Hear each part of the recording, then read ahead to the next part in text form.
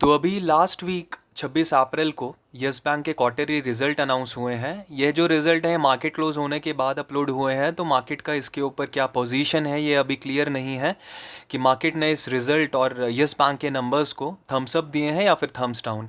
अगर हम financial institution या मीडिया की देखें तो ज़रूर हमें एक अच्छी न्यूज़ देखने को मिल रही है, बट हम खबरों पर विश्वास नहीं करते हुए अपनी रिसर्च और एनालिसिस ज़रूर करेंगे। उसमें देखेंगे कि यह नंबर वाकई ही में इन्वेस्टर्स के लिए एक अच्छी न्यूज़ है या फिर सिर्फ मार्केट में हाइप बनाई जा रही है।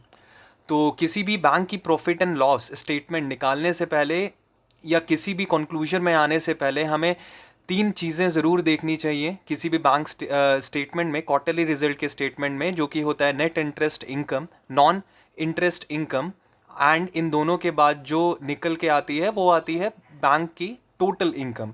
टोटल इनकम के बाद ही हम किसी कंक्लूजन में पहुंच सकते हैं कि हाँ, बैंक के क्वार्टरली रिजल्ट अच्छे हैं या नहीं। और किसी भी बैंक के क्वार्टरली रिजल्ट में हमें सिर्फ ये नहीं देखना चाहिए कि बैंक ने कितना पैसा कमाया, इनके अलावा भी हमारे पास उस स्टेटमेंट में बहुत सारे ज़रूरी पॉइंट्स होते हैं जो कि हमें मेजर करने चाहिए। जैसे बैंक का एनपीए कितना है, ऑपरेटिंग प्रॉफिट कितना है, एक्सपेंडिचर्स कितने हुए, प्रोविजनिंग कितनी है। उसके बाद ही हम कहीं जाके पता लगा सकते हैं या किसी कंक्लूजन में पहुंच सकते हैं कि एंड रिजल्ट में जो नंबर्स हमारे पास हैं वो प्रॉफिट में जाते हैं या फिर लॉस में जाते हैं।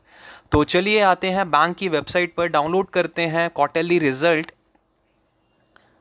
एंड चेक करते हैं कि इसमें हमारे पास क्या नंबर्स बैंक के हैं।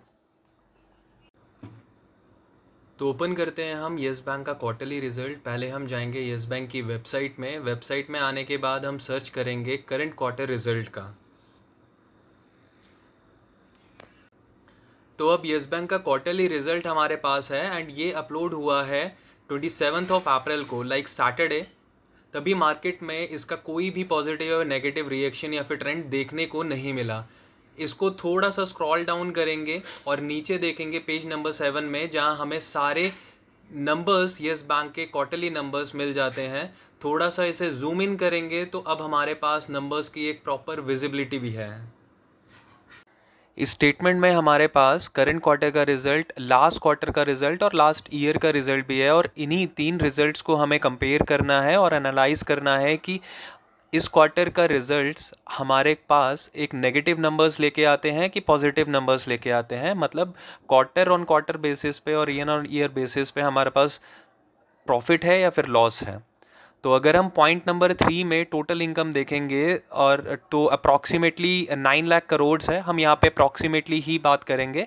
जो लास्ट क्वार्टर में 8,17,000 करोड़ थी और लास्ट ईयर में 7,22,000 करोड़ थी, जो कि अगर हम देखें तो बड़ी ही है इस क्वार्टर में।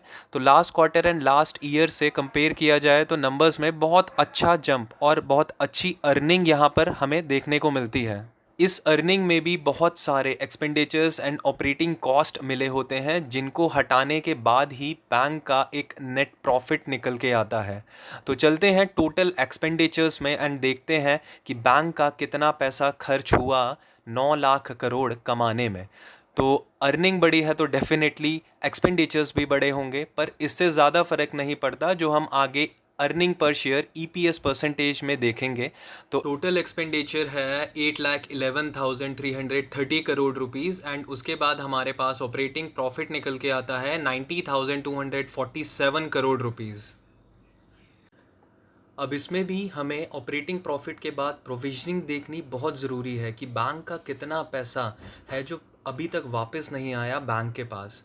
बेसिकली इसे हम अकाउंट रिसीवेबल्स भी बोलते हैं। तो टोटल प्रॉफिट हमें सारी चीज़ें हटाने के बाद ही मिलता है, लाइक अर्निंग से एक्सपेंडिचर, वहाँ से operating profit and operating profit से प्रोविजनिंग हटाने के बाद हमारे पास जो आता है वो हमारा नेट प्रॉफिट होता है। तो अब हम पॉइंट नंबर 14 में नेट प्रॉफिट देखते हैं इस क्वार्टर का, जो कि एक बैंक की एक्चुअल अर्निंग या इनकम होती है। तो हमारे पास नंबर निकल के आते हैं 46,729 crore rupees, which is a very good number for yes bank. Yes bank के लिए ये एक बहुत अच्छा नंबर है अगर हम लास्ट क्वार्टर और लास्ट ईयर के नंबर से कंपेयर करें तो। इसी के पिछले क्वार्टर में अगर हम देखें तो प्रॉफिट है 24,259 करोड़ और लास्ट ईयर प्रॉफिट है 20,621 करोड़। तो अगर हम कंपेयर करें लास्ट ईयर से तो ये डबल से भी ज़्यादा का हाइक है। तो इसीलिए बोला जा रहा है कि ये नंबर्स बहुत अच्छे हैं यस बैंक के लिए, जैसे यस बैंक की अभी कंडीशन है। पर सारी स्टोरी यहाँ पे अभी ख़त्म नहीं होती है, तो अब चेक करते हैं एनपीए, जो कि एक बहुत इम्पॉर्टेंट पिलर है किसी भी कंक्लूजन में आने से पहले।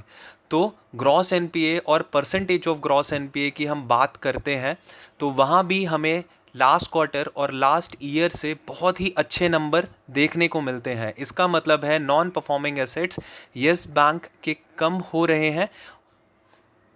इसका मतलब है non performing assets yes bank के कम हो रहे हैं, जो कि एक बैंक के लिए बहुत ही पॉजिटिव न्यूज़ है और बैंक के इन्वेस्टर्स के लिए बहुत ही पॉजिटिव न्यूज़ है। तो यस बैंक के इस क्वार्टर की स्टेटमेंट और यहाँ सारे नंबर्स को देखने के बाद यस बैंक के शेयर होल्डर्स के लिए तो बहुत अच्छी खबर निकल कर आती है। और अगर ऐसे ही नंबर्स यस बैंक दिखाता रहा तो डेफिनेटली जो बड़े इन्वेस्टर्स हैं उनको भी कोई प्रॉब्लम नहीं होगी एक बड़ा अमाउंट यस बैंक में इन्वेस्ट करके एक लंबे टाइम में छोड़ने के लिए और एक अच्छा पैसा बनाने के लिए।